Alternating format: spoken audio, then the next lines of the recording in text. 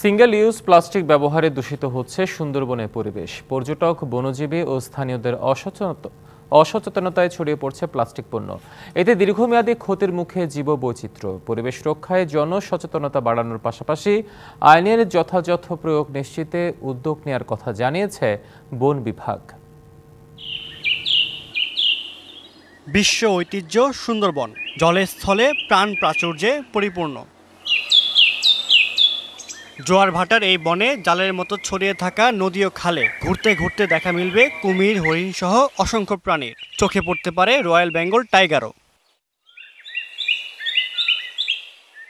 প্রতি বছর সুন্দরবনে ছুটে যান দেশ বিদেশের 2 লাখেরও বেশি পর্যটক। অন্তত 30,000 বনজীবীর আয়েরও জায়গা পৃথিবীর বৃহত্তম এই ম্যানগ্রোভ ফরেস্ট।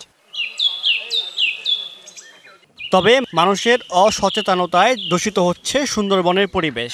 অনেকে বনের মধ্যেই ফেলে আসছেন চিপসের প্যাকেট, পানির বোতল সহ একবার ব্যবহারযোগ্য প্লাস্টিক। আবার লোকালয় থেকেও বিভিন্ন খাল দিয়ে ঢুকছে প্লাস্টিক বর্জ্য। আমার নদীতে, আমার খালে আমি অযথা পলিথিন, বোতল, চিপসের প্যাকেট ফেলে দিলাম।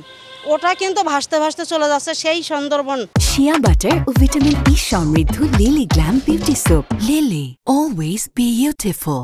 টুরিস্ট হিসেবে যাচ্ছেন এবং টুরিস্টের বাইরেও যারা বন বিভাগের আমরা সম্পদাহরণে বা বনজীবী বলি, তাদের মাধ্যমে বিভিন্নভাবে যাচ্ছে। যে প্লাস্টিক দূষণটা হচ্ছে সেটা লোকালয় থেকে নদীতে ভাসতে ভাসতে সুন্দরবনে গিয়ে সেগুলো আটকাচ্ছে। বিশ্লেষকরা বলছেন প্লাস্টিক বর্জ্যের কারণে ভয়ানক ক্ষতির মুখে সুন্দরবনের পরিবেশ ও প্রতিবেশ। এটি অবশ্যই একটা বড় একটা হুমকির কারণ। সুন্দরবনের যে ম্যানগ্রোভ পরিবেশ, সেই ম্যানগ্রোভ পরিবেশের যে প্রাকৃতিক বৈশিষ্ট্য, সেই প্রাকৃতিক বৈশিষ্ট্যটাকেও সেটা নষ্ট করছে। পরিবেশ রক্ষায় জনসচেতনতা ও আইন প্রয়োগের উপর জোর দেওয়ার কথা জানিয়েছেন বন কর্মকর্তারা। তো সুন্দরবনে যদি প্লাস্টিক, সিঙ্গেল ইউজ প্লাস্টিক দূষণ হয়, সেক্ষেত্রে কিন্তু প্রথমে অ্যাকোয়াটিক যে সমস্ত আছে জলজ প্রাণী, বিশেষ করে ডলফিন কিংবা অন্যান্য প্রজাতি কিন্তু ক্ষতিগ্রস্ত হওয়ার সম্ভাবনা আছে। সুন্দরবনের সিঙ্গেল ইউজ প্লাস্টিক ব্যবহার আর বন্ধের ব্যাপারে প্রয়োজনীয় ব্যবস্থা গ্রহণ করছে। সুন্দরবন রক্ষায় সংশ্লিষ্টদের কঠোর হওয়ার তাগিদ দিয়েছেন পরিবেশ সংশ্লিষ্টরা।